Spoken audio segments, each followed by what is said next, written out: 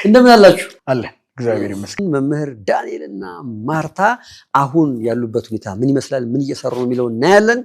እንደ ሀገር በኢትዮጵያ ሰማይ ስር ታሪክ ለመስራት እየታገሉ ነው። ስለሱ እንሰማለን ማለት ነው። ቲቸር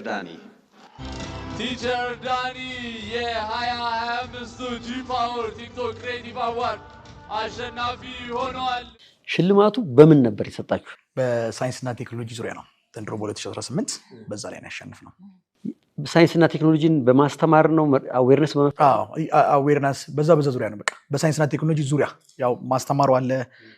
ከኛም ጋር ደግሞ ሲፎካከሩ የነበሩ ደግሞ በጣም ድንቅ ልጆችም ደግሞ ነበሩ።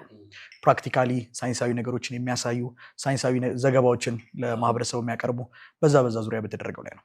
ሃይስኩል እያለን ይከብዱን የነበሩ የፊዚክስ እውቀቶችን ቀለል ባለ ሁኔታ በዝብቶ እያጎረሰ ለተማሪዎች እያደረሰ የሚገኘው ቲቸር ዳኒ ከልብ አድርገን እናመሰግናለን። እንኳን ደስ አለ።